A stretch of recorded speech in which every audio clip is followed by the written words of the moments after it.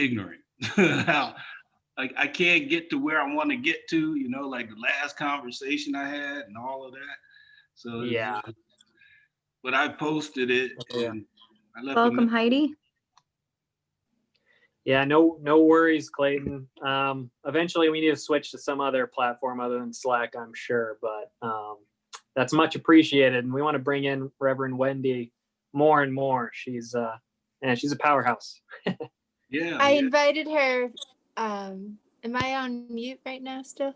Oh, I'm not. Yeah, I invited her to come on November 1st, but she wasn't available. I don't know what we're going to do November 1st. Or, yeah, 1st. Maybe we should just have like an hour for prayer, you know? Man, you must have been reading my mind. That That's is what I want to say. What I'd like to do is I'd like to see pictures of large groups of Yang Gang come, like, you know, gathering on the day of elections where it's obvious on the day of elections. Yeah. And then that's like to build our political power. Look, we're Yang Gang. We are voting. You get what I mean? Let's document it. That's what I'm talking about. Protect the polls. You That know, too, gotta yeah. demonstrate. Well, just be not necessarily, it doesn't even have to be demonstrate, right? But show your presence there. You know what I mean? So you can say, look, there's hundreds of us, right? We're ready to vote. We do vote. You know what I mean? Our people do show up. You know what I mean? Yeah. And here's the evidence. No one can deny it. I was excited for November 3rd. Yeah. Oh, you guys are young people. You don't vote. Yeah. You know what? You got Yang Gang wrong. We do show up. You know, I mean, look at all these young people right here in this photo. Stop projecting your nonsense. You know what I mean? We are the real deal.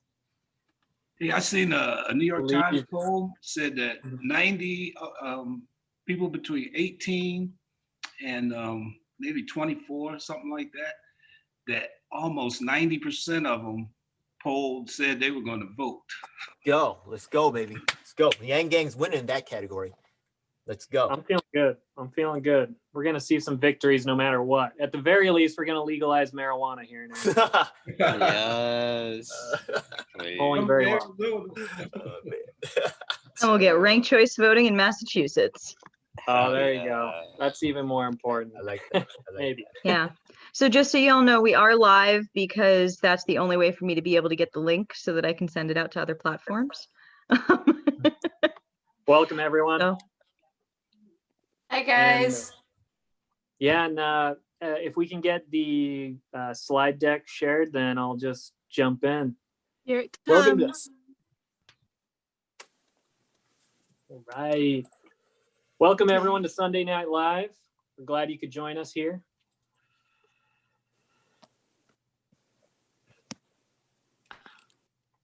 Let's see. We are ready to go. So this is the Unity 2020 special. We got Heidi Day in the house. A lot of Yang Gang, haven't seen her around for a little while, so it'll be good to catch up and see what she's been doing over the summer and the other leaders of the Unity 2020 campaign. So welcome, everyone. Let's jump in. We're going to start with some of our descriptions of our organization for you newcomers and some updates for regular volunteers. And then we'll go into the Unity 2020 After Action Report. So real quick, what is the Humanity First movement? Well, we're the network that evolved out of the Yang 2020 volunteers during the campaign. We came together after Andrew Yang suspended, and we built the Humanity First movement. We work with Humanity Forward as their partner to define and grow the energy, vision, and community that began with the Yang 2020 campaign.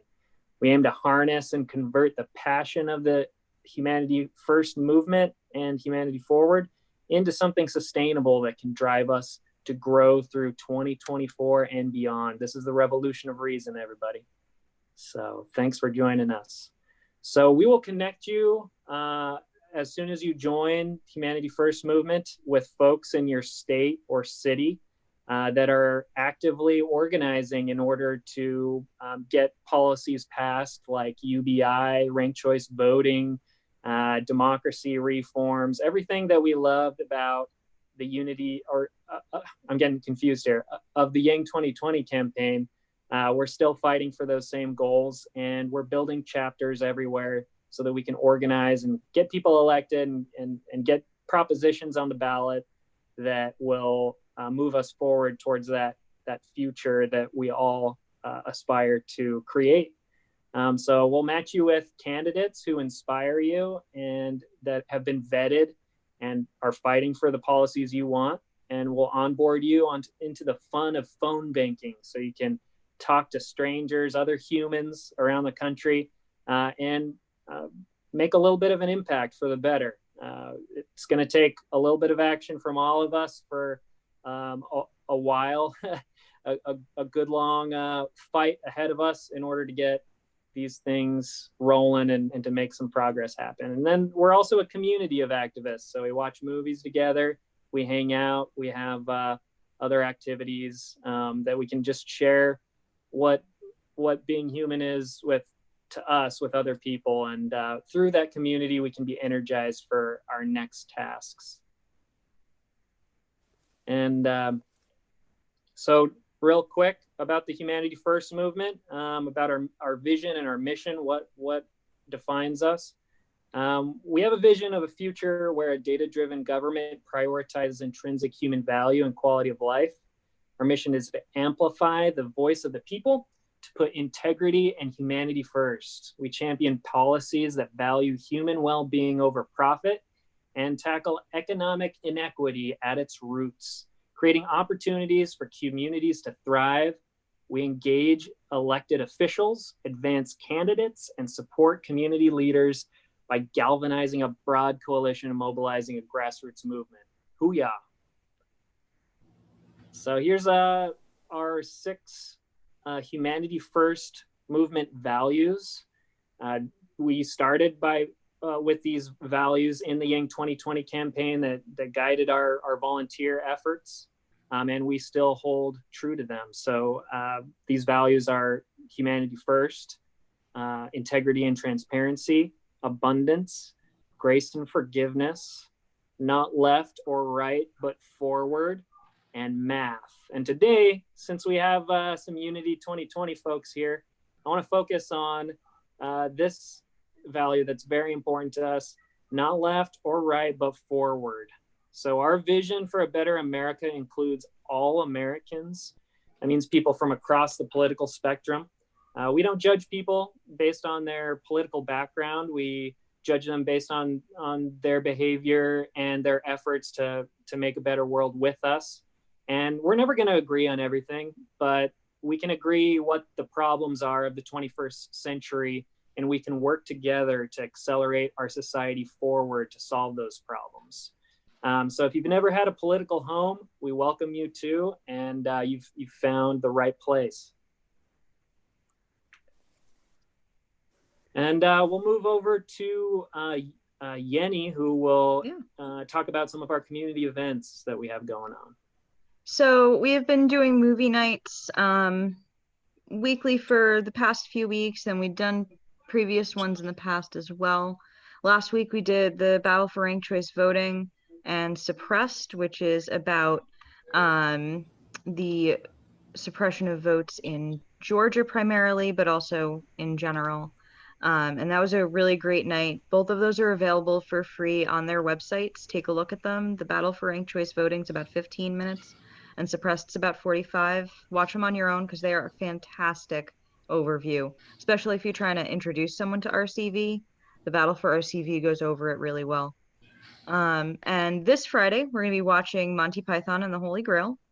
So we're going to be streaming that. We're going to start the stream at 9 p.m., but we have 8 p.m. for the onboarding. 8:30 we start the pre-movie hang, and then after the movie, about 10:30 or so, we'll be doing the post-movie hang. So feel free to join us for the movie, for the hangs as well. Would love to have you around. And next week we're going to be doing Rocky Horror, so that should be fun. And then we've got a bunch of needs from the comms side of things. It's our major need for volunteers right now. We've got a brand new tracker for graphics, and we're hoping to onboard some folks into helping us with our automation of social media, which is where we're scheduling posts so that we don't have to be online all the time posting everything that needs to get posted, because things fall through the cracks when that happens, and when you schedule things, it works better. So we've got a when to meet link there, and I'll copy and paste that into the chat after I'm done here. If you could click to the next one. So this is the front page of the content creation list of needs / tracker. We've got a bunch of information on here.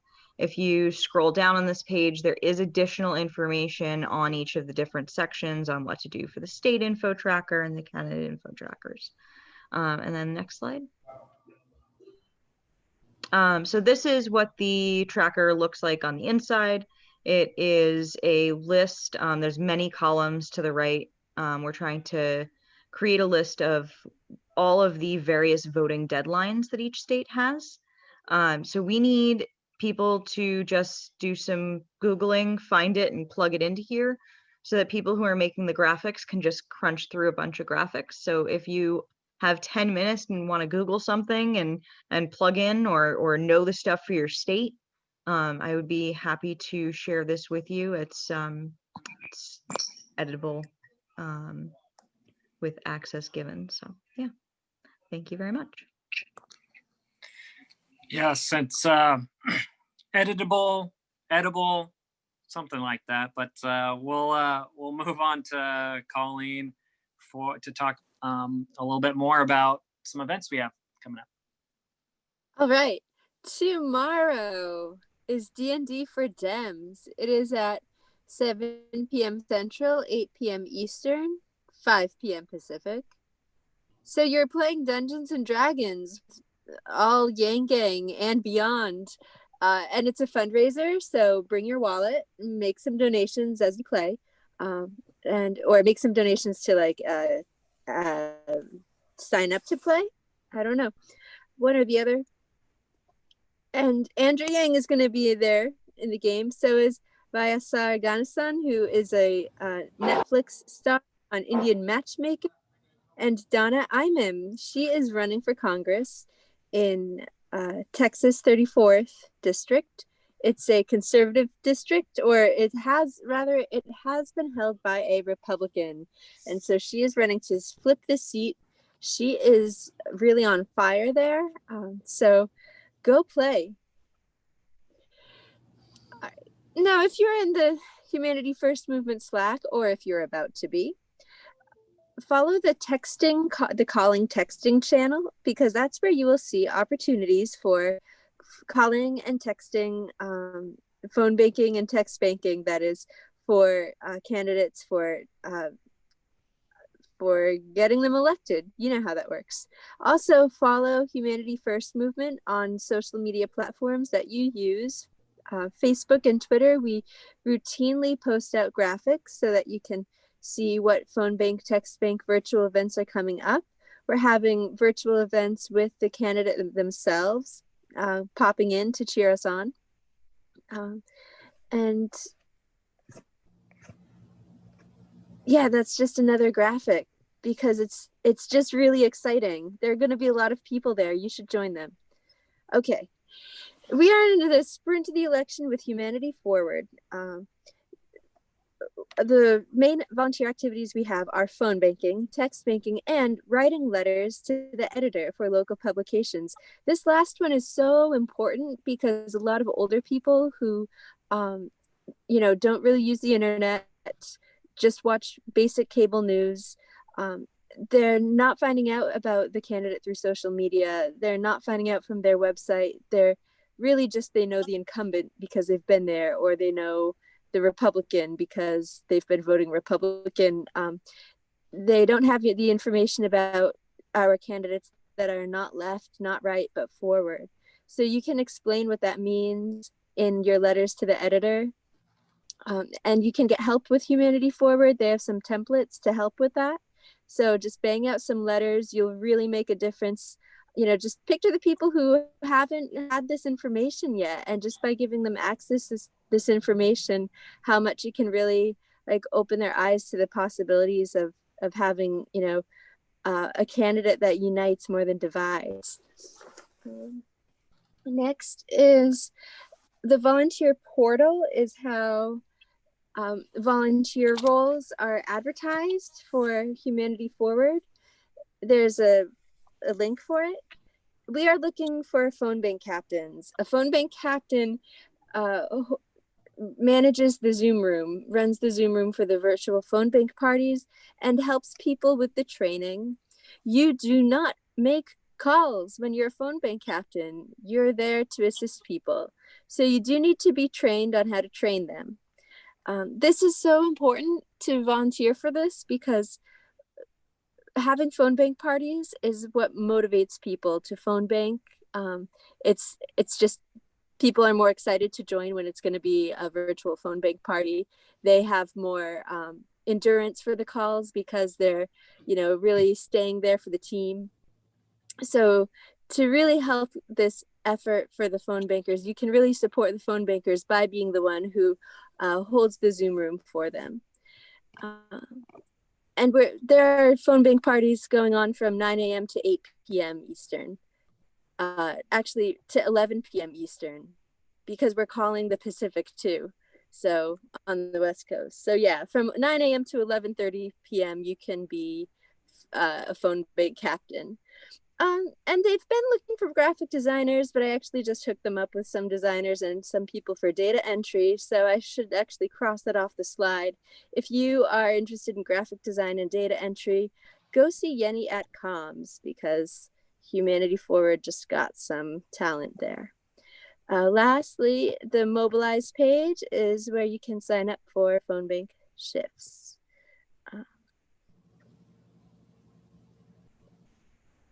All right, thank you, Colleen. And yeah, I just wanted to add that D&D event, it's being hosted by Humanity Forward Texas, one of our most active chapters, and they're so creative over there. Apparently, if you donate $1,000, you can actually be a character in the game. That already passed. Oh, really? You could have. Okay, you could have. So we might see some of our Yang Gang celebrities up as actual characters in the game. But there's still some fundraising opportunities and to get involved in. And who knows, Andrew Yang could be fighting a monster with your name on it, or someone else's name who is in our group. So moving right on to Jim McBride, the lead for our Virginia chapter, and also our political and civic engagement team. So I'd love to hear from him.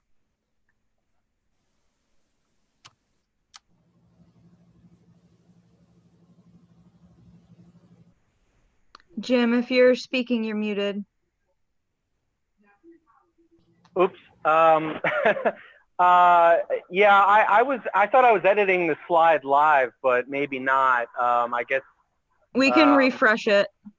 Colleen, okay, could you back out and open it back up again? Yeah.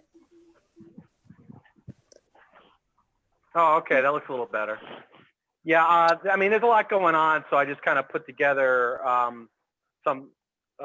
summary of some of the things that I think that we just need to be thinking about right now.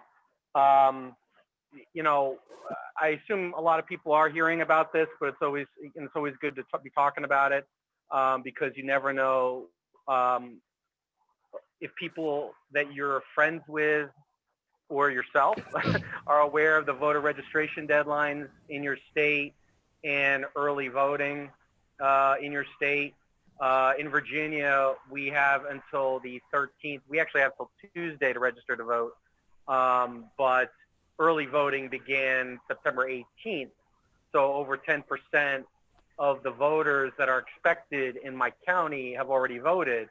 I've been doing a lot of investigating into just basics of voting in Virginia and in my county, because one of the big issues right now is whether early votes are going to count early on election night or will be released later. And I confirmed that the early vote won't be announced in Fairfax County until midnight, while the polling places on election day, those results might come out like 8 or 9 o'clock, like earlier in the evening. So I'm actually thinking about voting on election day. So my vote is actually announced to the world early in the evening rather than, you know, after midnight. And apparently, like if your mailed ballot arrives on election day, or it's like a Dropbox ballot, it is probably not going to be counted on election day. It'll be announced in the days after. So just keep that in mind, that you want to be like you want to make, if you want a mail ballot, definitely request it now if you haven't already. You know, Dropbox is obviously a little bit easier than mail. And in-person voting is great as well.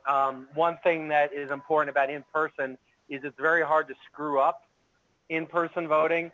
There are reports in Fairfax County, a lot of people are not, there's like 2 envelopes. One, the ballot has to be inside an envelope, and then you got to mail the ballot in a larger envelope.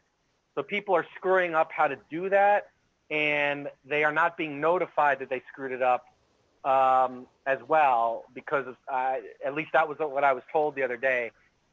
Usually if there's a lack of information on a ballot, in Virginia, the new rule is that you will be notified. So anyway, there's a lot of risks right now. I mean, even aside from what Trump has done, there are a lot of risks with mail ballots.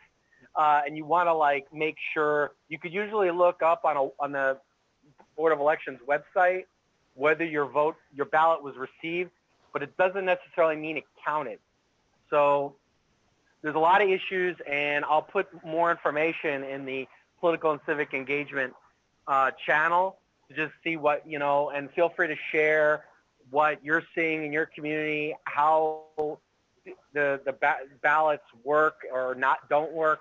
And so everybody's aware of the pitfalls of voting, and even things as simple as, will my vote be released on election night? That's something that I think a lot of voters do not understand, and even some of the activists in Virginia. So iwillvote.com is the resource that Andrew has been sharing. It was created by the DNC, but you know, there's also vote.org and Vote 411. There's other, Rock the Vote, I'm sure has some resources as well. But vote and remind friends to vote. Not only you should know the deadlines and how to register and when you can vote, but you know, just make sure you do it as early as possible. Like I said, election day could mean your vote is announced earlier. So, but you know, if there's any doubt in your mind, vote early. But I think important thing is that when you're voting, make sure you try to bring people along. You know, no matter where you live, you know, just, I think participation, like there's a statistic that if you vote for the same party 3 times, you're a voter for life. So I don't know what for that party for life, it tends to be that way. So any action you take toward participating in the political process, it heightens your probability of continuing to do it for life. So if you don't normally vote, or you know people who don't normally vote, remind them to vote. And you could do that with the VoteJoe app, which is a great resource, which I found out twice so far. I have two sources have told me in the digital apparatus that when you use the VoteJoe app, and if you have a friend that you mark as a voting Democrat, that information will be shared with your state party and state campaigns. So in Virginia, I don't live in Qasim Rashid's district. He's the Humanity Forward candidate in one of our congressional districts. But if I did, and I used the VoteJoe app to recruit a few friends to vote, or you know, to canvass them virtually with the VoteJoe app, then the campaign would have access to that information. So you can do your own canvassing among your personal network, or people that you can just look up in any state with that app. So It's similar to Reach and some of the other relational organizing resources out there. So I highly suggest using it. It's a great tool to help you to do relational organizing at the very least. A few key events that I just wanted to highlight is people have talked about Trek the Vote. I don't know if it was a different call, but Trek the Vote is happening with Andrew Yang and Pete Buttigieg and Stacey Abrams. And it's a reunion with Star Trek cast members. And that is Tuesday. It's a low dollar fundraiser. I think it is pretty low dollar. I forget what the dollar amount is. But that link in the slide is a link to my unique fundraising page. So I have it set up with the Biden Victory Fund that if I share an event, I can share a unique link. So if you use that link and you want to participate, then I get credit, which is nice. But part of why I do that kind of stuff is kind of like what I did with the Qasim Rashid event. I created my own custom link so I know how many people I was able to recruit and say the Yang Gang overall participated in an event. So you could consider that kind of a Yang Gang link as well. There's a couple other things. There's a big national volunteer call on Tuesday as well for the Biden campaign. And Saturday, there's like a digital summit, Get Out the Vote summit with Stacey Abrams. I've talked about Soul Squad Saturdays, which Andrew participated in a couple times, which mostly is kind of like for anybody who's interested in digital organizing. And a lot of it has to do with relational organizing and learning how to kind of friend bank, as they call it. So anyway, so they're having a big summit on Saturday. And you know, part of why I'm sharing this information is because even if you're like really busy with other stuff right now, it is good to kind of plug into what's going on the national level to see how they're organizing and how they're engaging. Because I'm learning a lot. The relational organizing stuff that's going on right now is very new. Usually it's kind of like over the first few years of it being attempted, it was kind of like a shiny object that was pushed to the side and kind of like a tinker toy. But I'm learning a lot through these events. So I'll share more information about that in the channel. I created a presentation with a summary of resources. So I just call it I've been using the term checklist to be, to think about what are the 10 ways I could contribute right now. And, it can run anything from voting to volunteering to being a leader or sharing special skills like your language, and language skills, anything. So I put together a presentation that I've kind of transitioned for HFM, but I'll probably modify it and customize it.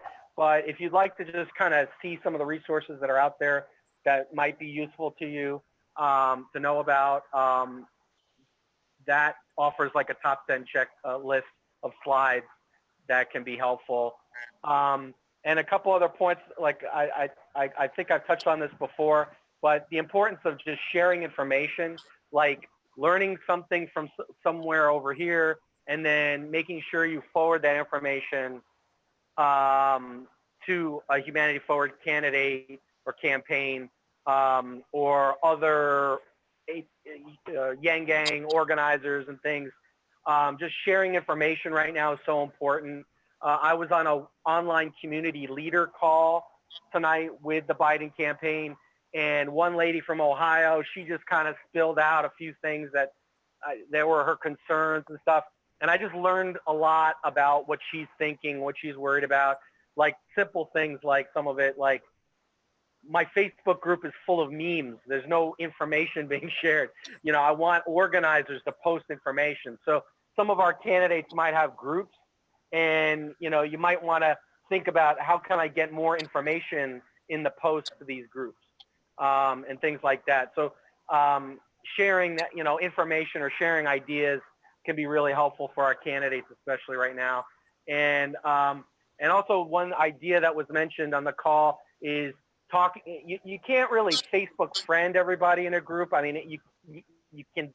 I've tried with my own groups, but you can definitely have engagements in threads and comments and stuff. So somebody said they were doing that.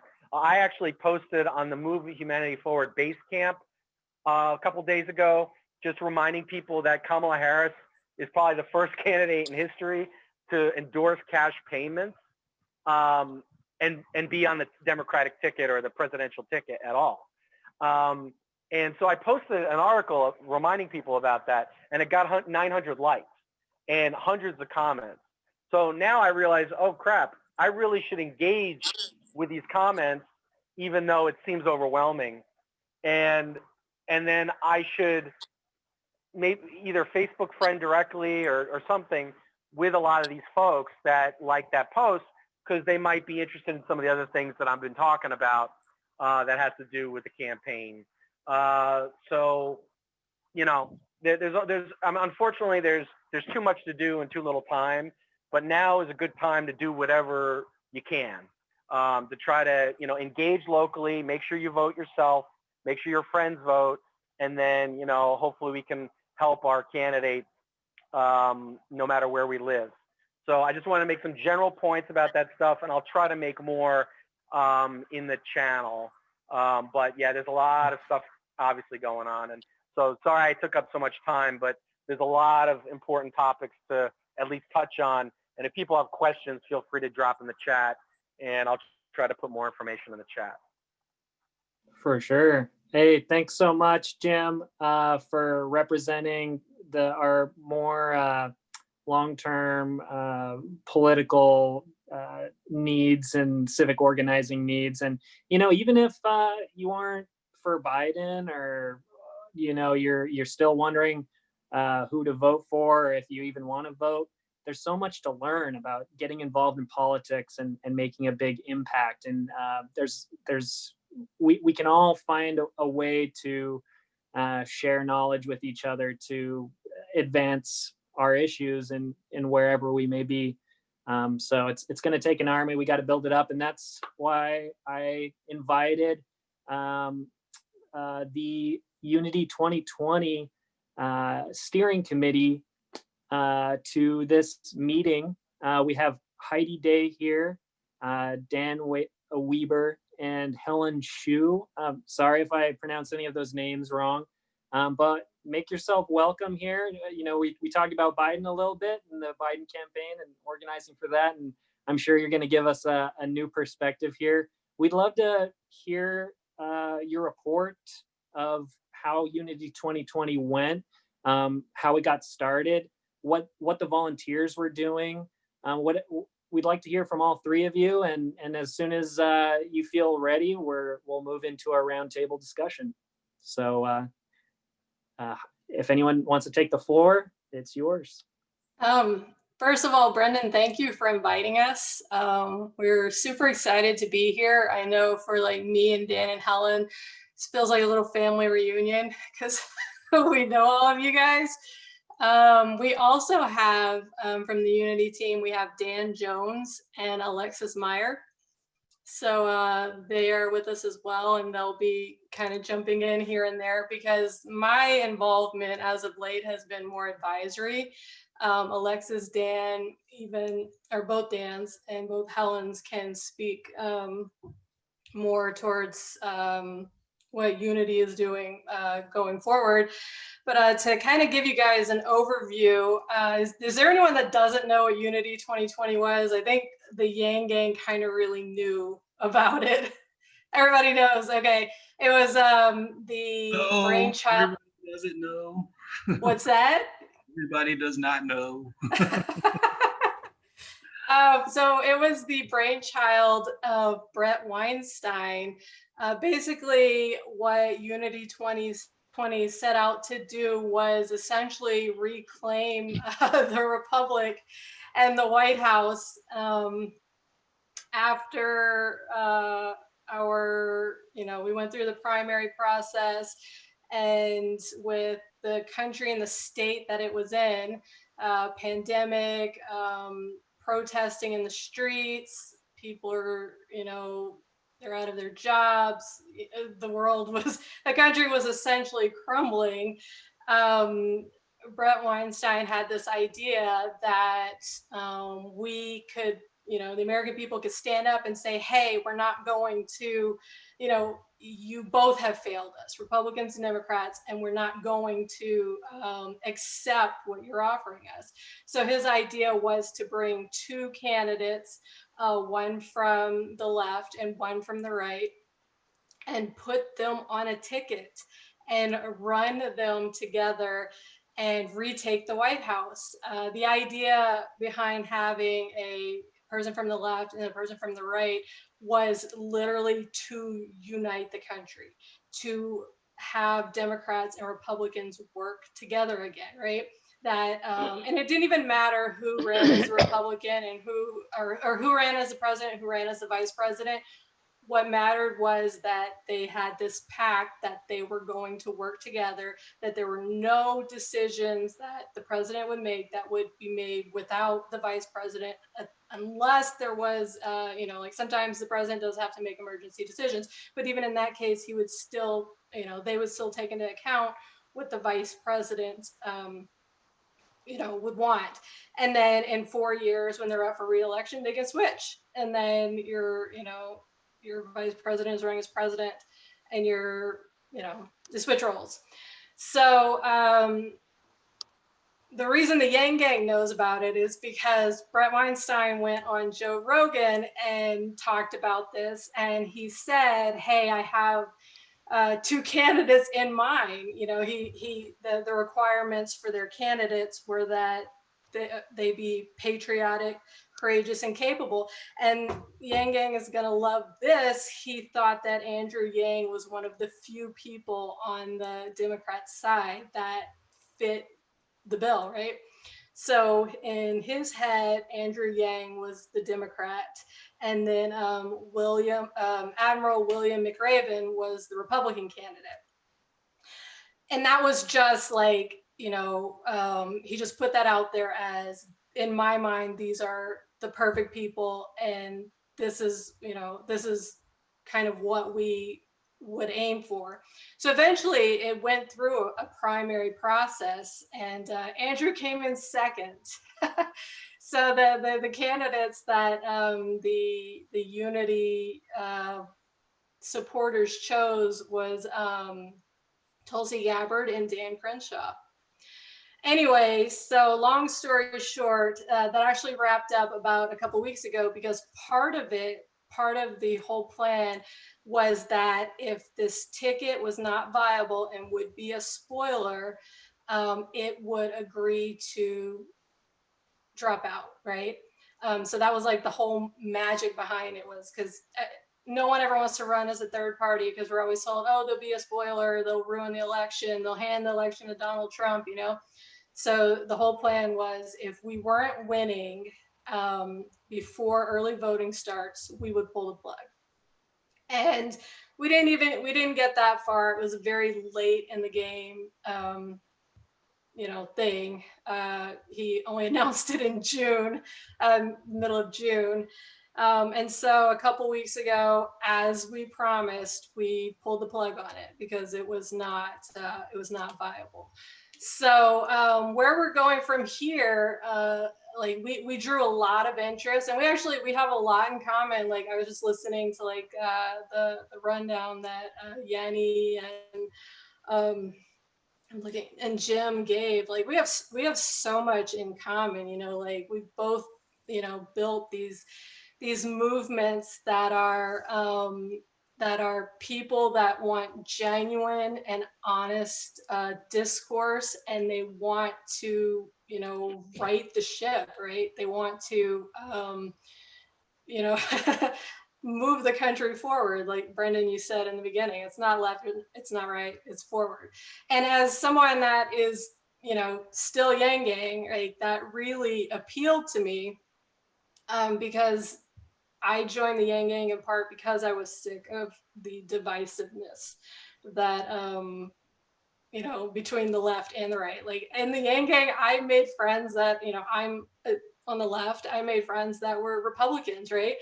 And that has continued in Unity, because Unity is the same concept, right? It was bringing people from both sides of the aisle together to say, hey, we can't keep going like this. We have to find solutions. We have to work together. We can't, you know, like we're crumbling, right? This democracy experiment is crumbling. So we actually, yeah, we have a lot in common with, you know, what you guys are trying to do. And so, yeah, we're super excited to be here. I'm going to let some of the other folks talk because they do know more about like where the future of Unity is headed, and I'm like taking up all the airtime. So if we have anyone that wants to jump in, either Dan, Helen. I'll try to jump in, I guess. So if Thank you you. want to talk about what we're doing moving forward, and by the way, just to show, you know, some alliance here. We like that. I mean, obviously we like that slogan. I was a volunteer for the Andrew Yang campaign for several months. I canvassed for him in 3 states. And the reason he inspired me is in part because of his slogan of moving forward and not getting so caught up in the partisanship. I loved his democracy reform ideas, democracy dollars, ranked choice voting, and things like that. So for me, when I found out about this unity idea, it was very appealing, and I kept, you know, myself close to it. Heidi gave you the information about kind of how it all began. Moving forward, we kind of want to focus on just fighting the corruption, helping make government work better for people, and helping the country move forward and sort of avoid the political gamesmanship that goes on, so that we can, you know, perhaps pass legislation that focuses on the needs of the people and puts the country first. So I guess that's kind of what I would say. I know that's very broad. We're sort of working on what those specifics look like right now. Yeah, I don't know. Hopefully that answered the question. If anyone else from Unity wants to jump in and fill in any gaps, they're free to do so. Helen wants to jump in. Okay. Hi, everyone. I'm Helen. I joined, let's see, I've been doing a lot. I was a New York delegate. I was on that lawsuit with Yang. Yay, we won. And was on the managing team for Jonathan Herzog, if anybody knows the Herzog Yang Gang. So joined up with Unity after hearing about it from Heidi and Jonathan. And I'm just gonna like continue what Dan was saying. So basically, as far as attacking the corruption, there's something that I learned while on Unity, which I don't think a lot of people know about. And if you want to find out more about it, you can consider watching like Brett Weinstein's interview with Justin Amash, because it just blew me away, like what I learned there, especially having come straight off a Yang Gang congressional campaign, trying to get Jonathan into Congress, right? Thinking that could be the solution. In fact, Jonathan actually wrote 5 bills, including a UBI bill, for his law school, papers. And so what we learned, the Unity Gang, Unity Yang Gang and Unity Gang learned there from Amash is that currently the way that Speaker Paul Ryan was the speaker before Pelosi, and actually changed the rules in 2016 so that instead of all of the bills getting presented to all of Congress for a vote, now it has to, in 2016, the rule was changed so that it now has to go through a rules committee first. And then the Speaker of the House gets to determine whether or not that bill gets to be seen at all and voted on at all. So that is a huge, huge difference. And we wonder why, like, our Congress can't get it together. And this is why. And for us to sort of expect that, Pelosi or even anyone, who is going to be in that seat is going to want to give up that power for the good of the people is probably, probably dreaming. So we would probably have to raise up our voices as the people and make others aware of this problem that's happening. And maybe Dan wants to speak more on this, like the many instances where you realize like people like Justin Amash and Tulsi Gabbard are feeling like they are ineffectual in Congress. People like AOC even has never had her bills looked at in Congress, and they're even willing to leave Congress. Like we're trying to get Yang Gang into Congress, and they're trying to leave because after 10 years, Justin Amash has been in Congress for 10 years. He hasn't been able to make any difference, and neither has Tulsi. So this is a big piece of corruption that, it's a bottleneck, and we need to make people aware of it. So that's like one of our main, one of our initiatives going forward, that we want to help bring awareness to the pieces that aren't working in the system. Maybe with like Represent Us and other organizations, hopefully, that will be interested in helping educate people on what's really going on.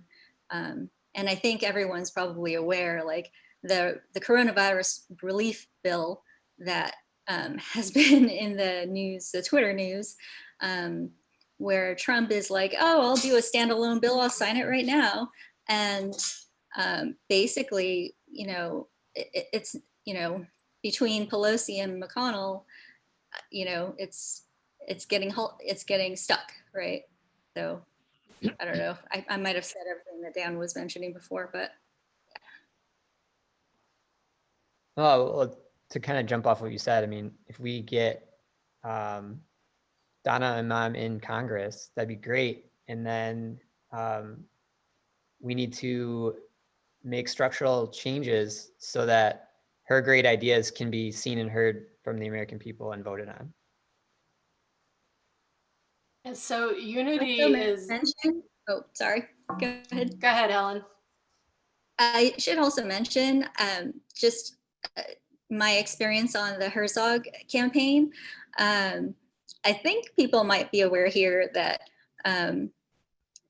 like we had several strange things happening. Like Lindsey Boylan's camp was also marked deceased in the voter database, Vote Builder, along with Jonathan, by the senior advisor to the incumbent, so and his team. So kind of going through that experience, I think really kind of pushed me a little bit more to realize, okay, these people aren't going to fix it. So anyway, that's my personal background for it. I would say the only other thing that we haven't really covered yet is another one of Unity's missions is right in the name of Unity. Like you guys have probably all felt the growing divide, it seems like that there is in our politics. And so, in a sense, we're also seeking to change the culture where we can bring people from different sides of the aisle or different perspectives together and have them meet in the middle. It's not we're not centrist. We don't advocate for particular policies, but we advocate for like civil discourse and meeting in the center and like making sense of things and figuring out what's the best path forward.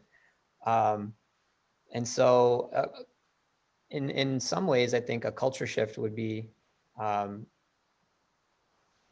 great, and it's something that we're sort of demonstrating for people. I'm not sure if it'll be our mission going forward, but we have these discussions. We call it the campfire discussions on YouTube. That's Brett hosting it.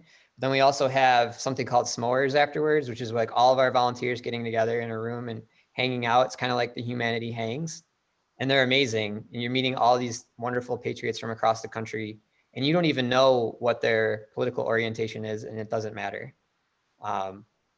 And so I think that might be my personal favorite thing about being involved, is just meeting all these amazing people. And even finding out that you know, you're in a room with an atheist and an evangelical Christian, and they're like getting along brilliantly and coming to agreement on different things. And we're like, wow, like, why couldn't our Congress do this? You know, why couldn't our government get itself together such that things that all people sort of agree on can get done? Yeah, I did the Unity Now podcast a couple weeks ago, and we were literally halfway through the podcast before we realized that I was on the left and the guy interviewing me was on the right. You know, like how often does that happen where you get into a conversation and you're like anymore. I saw a statistic recently that showed like between 2016 and 2020, and like every 4 years, people just have less and less, like there's a smaller percentage of people that they consider a friend from, you know, the opposite side of the aisle from them. And here we were, like I said, halfway into a conversation, and I find out he's a former Trump supporter, and I'm a former very far left person. And we, you know, like how often does that happen? And that should happen, right? Like we can't constantly demonize the other person, right? Because when it comes down to it, there's not a lot of people out there that are truly evil and truly want to hurt other people, right? When it comes down to it, we all want a lot of the same things. We all want to take care of our families and our communities, and we want to live our lives. But if you listen to the news, you would swear that, I mean, depending on what channel you're on, you're only getting one side of a story, and then it's the extreme, like, and you have to realize, like, part of that is money, right? So much of this like extreme divide is a moneymaker for like these giant media corporations. Fox News, if they could sit you in front of their, you know, in front of your screen watching them scream about the evil Democrats, you know, it's a moneymaker for them. And it's the same for, you know, like MSNBC. And that's not healthy. That's not natural. That's not helpful, right? Like we can't, a nation divided like we are cannot stand, right? I like working across the aisle. 4 years ago, I did not. 4 years ago, I would not have talked to a Trump supporter, and I'm related to a whole lot of them. So that's the idea, is that we have to find our humanity and our common, you know, our common humanity, our common goals, and work together for, you know, just for the sake of, if nothing at this point, it's survival, because we are, you know, falling apart. So that's kind of the big thing about unity, is if you want to actually feel like you're working with people, and even people you don't agree with in a lot of ways, but you agree on, we need to fix the country and we need to come together, then join Unity. I'll plug our website. It's www.articlesofunity.org. We have probably about 2,500 volunteers in there. We have a Facebook group, Unity 2020 Articles of Unity. There's about 15,000 people. We're on Twitter somewhat. We keep getting banned from Twitter because, you know what, Unity faced a lot of what Andrew Yang faced. If you guys remember, the mainstream media didn't give Andrew attention, right? Andrew had to go to these other channels, and a lot of them were like IDW folks, Eric Weinstein, Sam Harris, Joe Rogan, Ben Shapiro. They gave, you know, Andrew a voice, not the mainstream media. So please, if you are looking for, you know, a different way forward that, you know, unites people instead of divides them, consider joining us. Hey, well, thanks so much for being here, all of you, and telling us a little bit more about your organization and the past. I'd like to kick off the roundtable since we just have a little bit of time left. And I see some more controversial questions here in the chat already. I think we're going to punt on those for a little bit so we don't start off on anything heated. But please put your questions in the chat or raise your hand if you want to ask a question.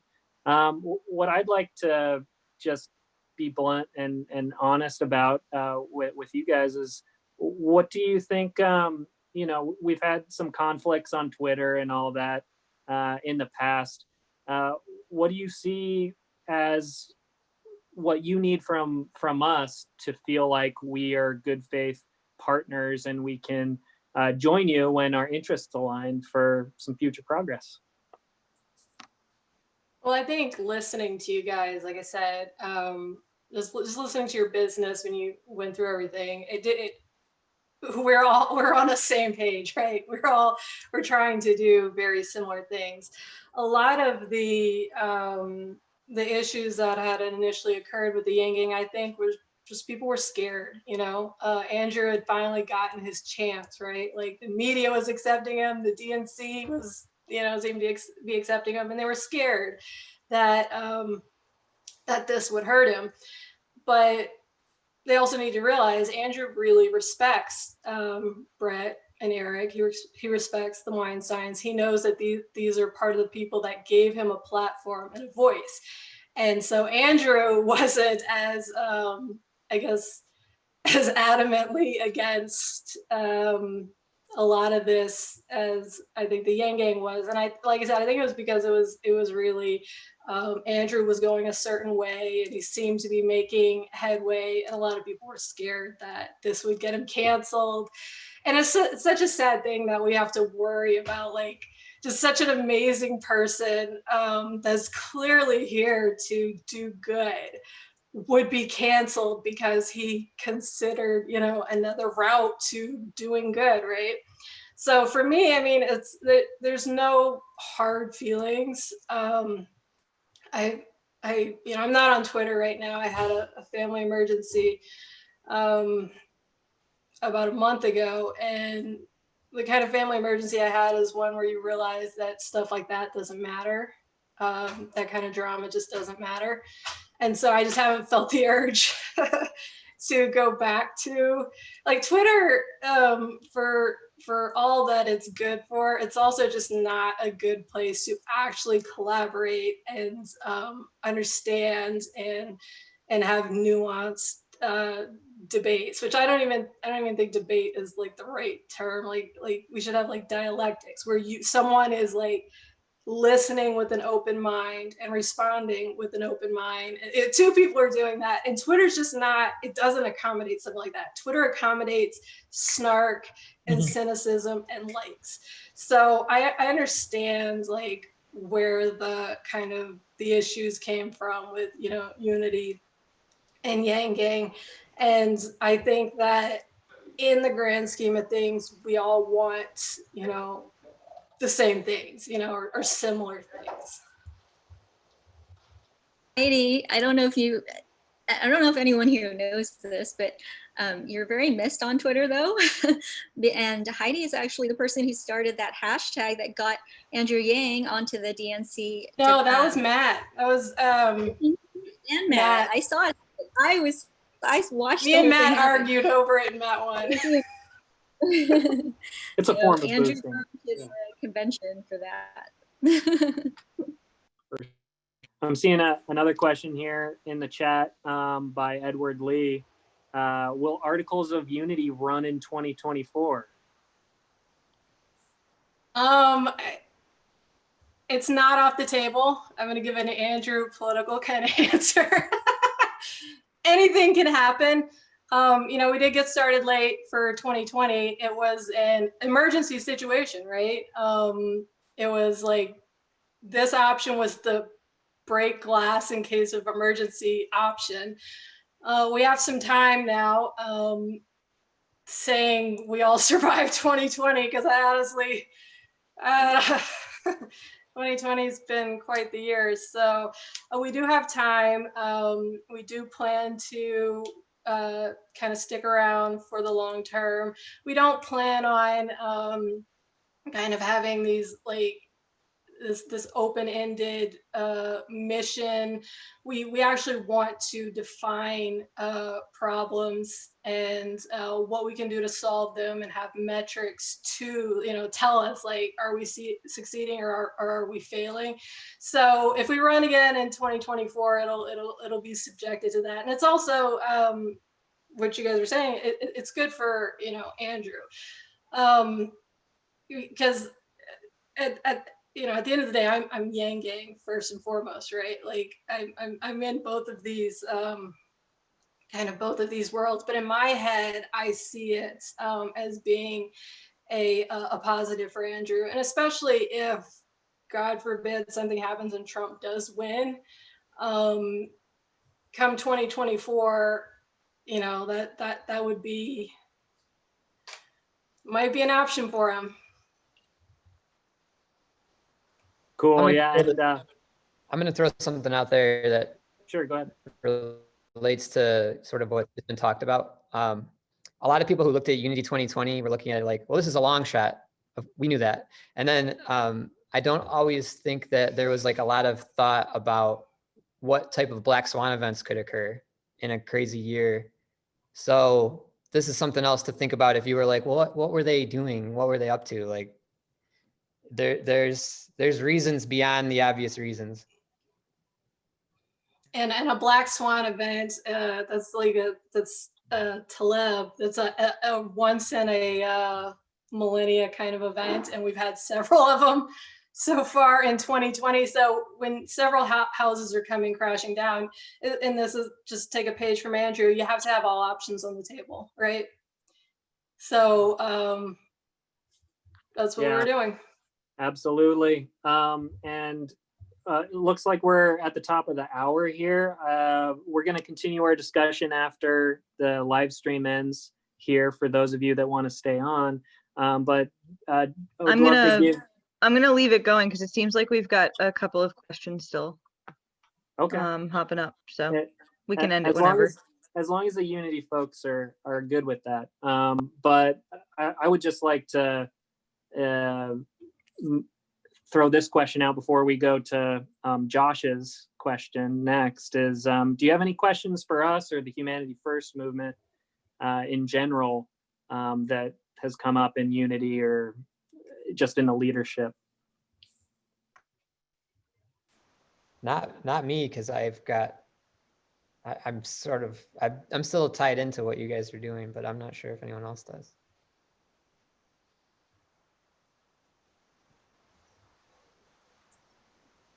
You know, round tables have to be round. So I just was going to give you that opportunity there. But if no one has a question for the Humanity First movement or what we're doing, then we can go. I can come up with one. I got one for you. So after the election is over, what do you think would be your first initiative in terms of moving the country forward? Good question. Yeah, I'd love to answer that as a member of the interim board. Is we're focused on getting through the election. We're in our sprint to the end, as you saw there earlier, in supporting our Humanity Forward endorsed candidates. But in November, we're going to be strategizing about the best course of action, probably like you all. But a big part of that is setting up chapters around the country. Like I said before, creating little communities in every state that can understand their own local political landscape and come up with plans for how to navigate through those, build up popularity in the community, and then elect some candidates that can get our policies passed. So we definitely believe here in the Humanity First movement, trickle up change. So that's where it starts, building up chapters. I was noticing that I looked at the, I think it's like 31 candidates you guys have endorsed. And what was so appealing about Yang is that he appealed to a lot of Trump voters and Republicans. And that was what I always heard. He was going on these IDW podcasts, sometimes like right of center podcasts, and having a pretty good dialogue. But I think all 31 of the candidates you guys have endorsed are all Democrats. There's not a single independent. There's not a Republican. Do you guys think that maybe your their goals are like too narrowly tailored to sort of a left-wing appetite? And is there going to be a push to try and open it up to finding those Republicans and independents in the future? I don't know if Colleen or Yenny wants to cover this, but we do have one endorsed independent who was on last Sunday Night Live. That's Dr. Al Gross in Alaska. So he's our proof that we definitely we don't just endorse Democrats. The candidate endorsement page or form, I should say, on their website is open to all candidates as long as you support UBI or even a UBI trial. You can apply for that endorsement and get it. But unfortunately, we've had a bulk of those candidates have been only Democrats, and maybe that does say something. You know, Andrew Yang endorsed Biden, but notice that HFM and Humanity Forward haven't endorsed Joe Biden. as much as we welcome our Biden supporters, I'm a Biden supporter. So it might be that after the election is where most of the potential is to get more of those candidates on board. I know I've heard rumors Yes. of Yang Gang Republicans running in 2022, so we'll see.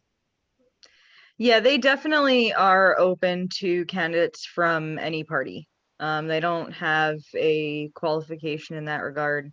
From discussions that I've had with Conrad, it just seems to be that only Democrats are really applying for it.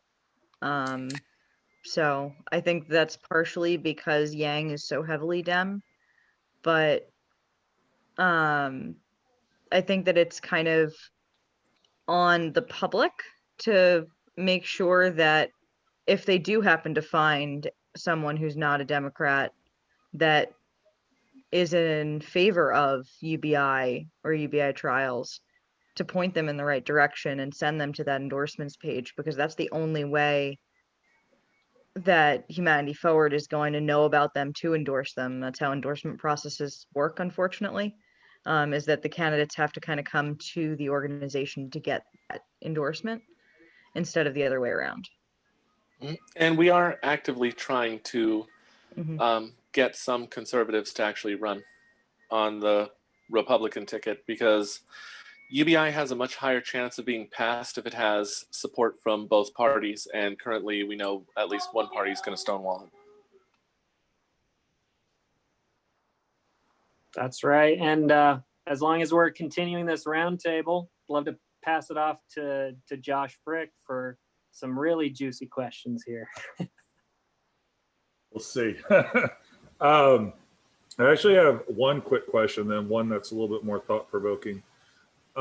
First, I'm wondering from the Unity folks if a prolific third-party candidate came along that was maybe more so in the light of a viable candidate as opposed to someone who you agreed with ideologically more so. Someone that comes to mind is Mark Cuban, because he talked about on Gang Speaks that he really considered it, had his polling, he hired a polling firm to see like where he would be at.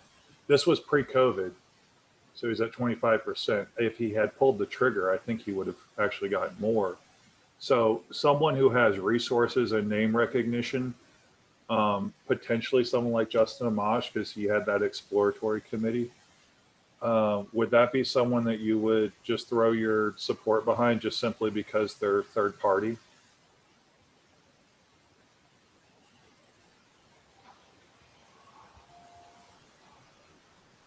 That was actually my easy question. I'll let you guys, the other one's a thought-provoking one.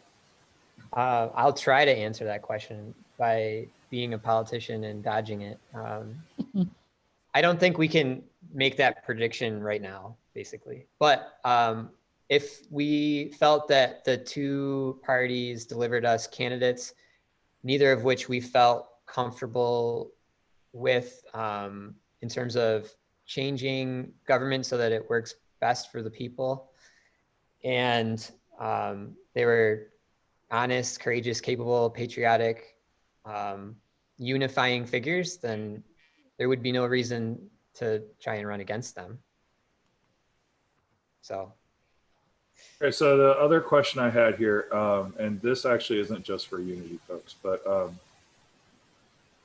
I've been all over the map with my volunteer work. The one thing that I mentioned earlier, like months ago on the HFM Slack, because it just seemed like intuitive, but then you have these ideas and then you see how they work in practice as you get involved, you know?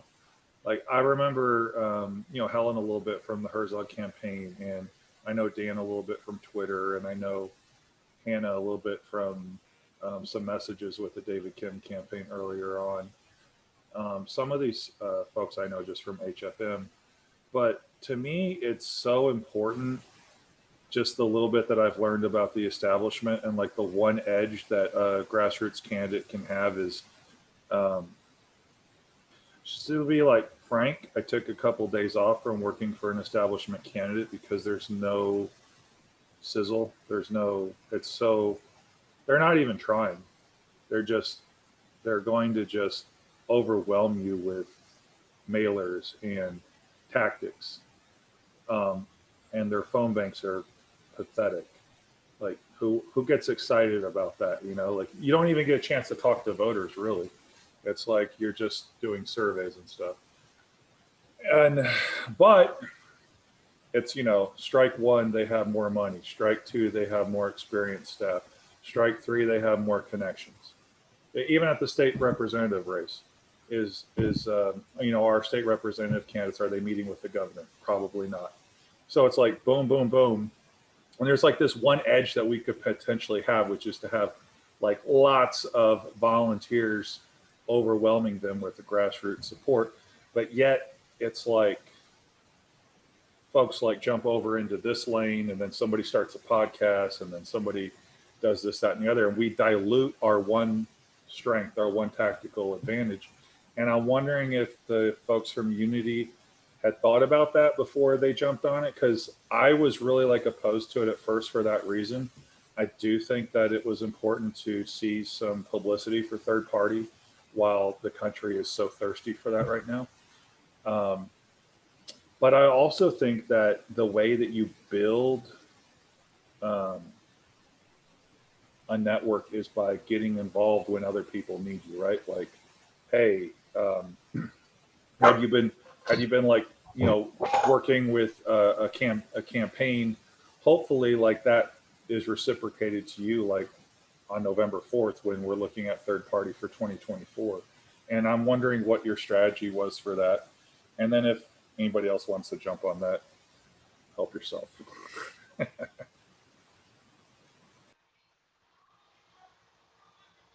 think I'm not entirely sure what the question was. So yeah, if you had, as opposed to like go on a podcast and talk about Unity 2020, if you had jumped on a campaign and volunteered with them and met their volunteers and met their campaign manager and met their staff, it would be like pulling in more people towards your mission for November 4th. But what would have been sacrificed is the publicity for the third party. So I'm wondering like what the, you know, what you had thought about in terms of strategy at that point.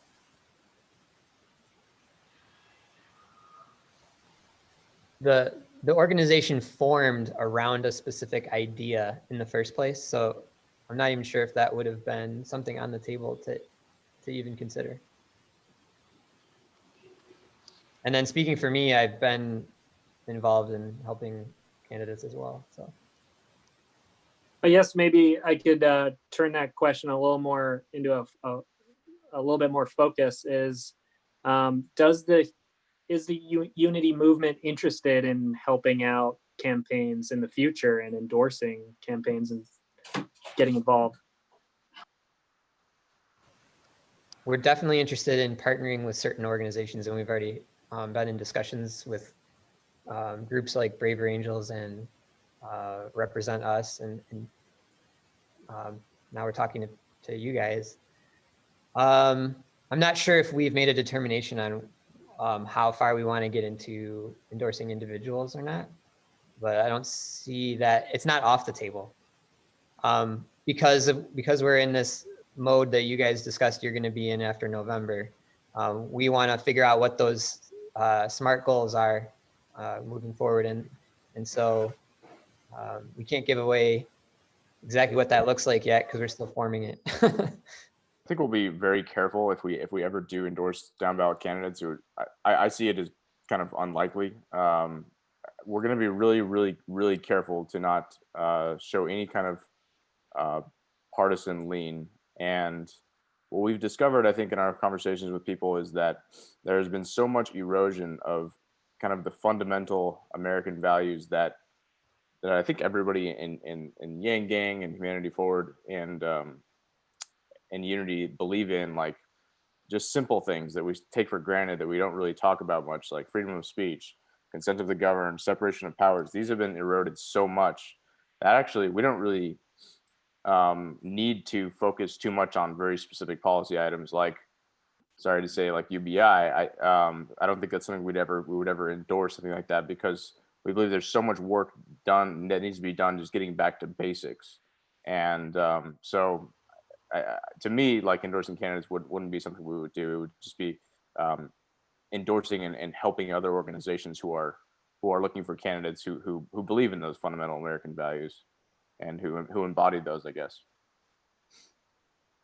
I don't know if you heard earlier, Joshua, early on, I had mentioned that basically the system is broken right now where even Congress people can't do their jobs. They can't do it. We yell at them, we're upset at them, but they can't even do anything, to the point where Justin Amash and Tulsi are not even going to, they've been there for years, like a decade, and they're like, everything I do is ineffectual. I have to leave because I can't do anything from this position. So that's one piece. For me personally, after the Herzog campaign, what I found was, and I learned this the hard way with a lot of, you were on the team too, that incumbents, like, and Andrew said it recently on a podcast, they win 94% of the time or something crazy like that. And with what we put into the Herzog campaign for myself, I just knew at the end of it that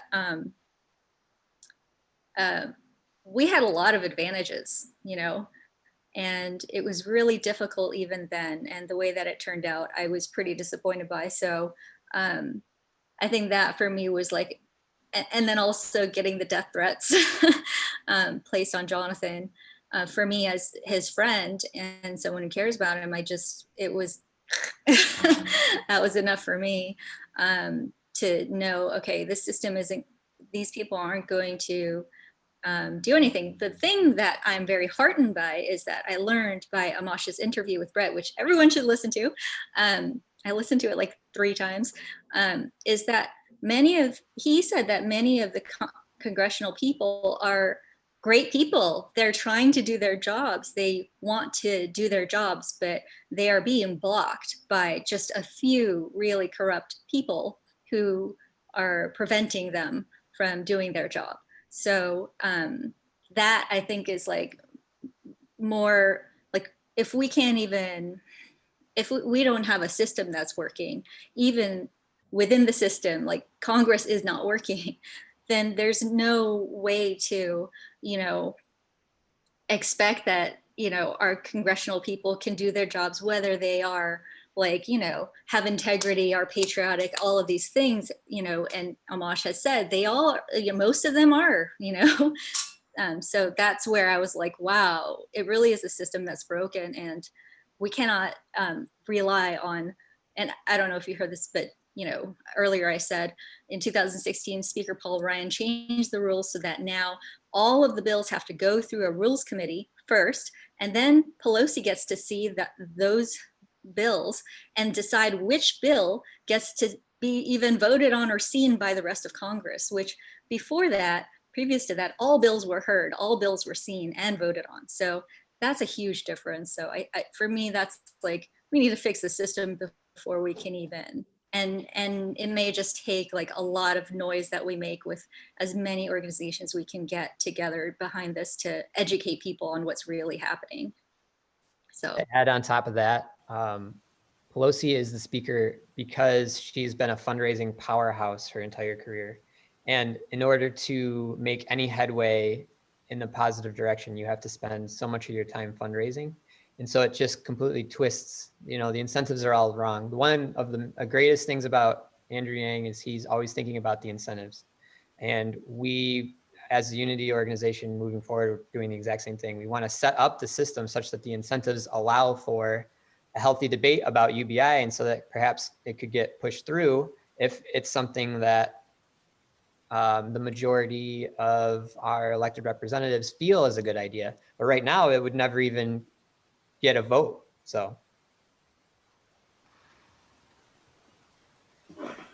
Well, thanks for being real clear about where y'all are at right now and how you're looking at the issues we have in front of us. Like Heidi was saying, this is such a dangerous time for so many people. People are still losing sources of income, and the economy is just crashing. Stimulus is nowhere to be seen, and people are more divided than ever. So I think all of us can agree that we've got to team up with, in the very least, to defend political civility in these next several weeks, and hopefully that will be the foundation for some future collaboration down the road. So I did have this one last question given to us by Edward Lee, which I know he's a Tulsi guy, but it's like the most Yang Gang thing. You guys want to freestyle rap or play video games? So, we'd love to have fun. We think that's, hopefully we can send you some invitations down the road, and just keep politics fun, because we got to have that sense of community if we want to be fired up and go the long haul. So thanks so much for you three for joining us, and we'll hope to see you around another time. Thanks, everybody. That was really cool. Yeah. Thanks, guys. Thanks, everyone. Thank you. Nice to meet you all. So this now turns into a hang.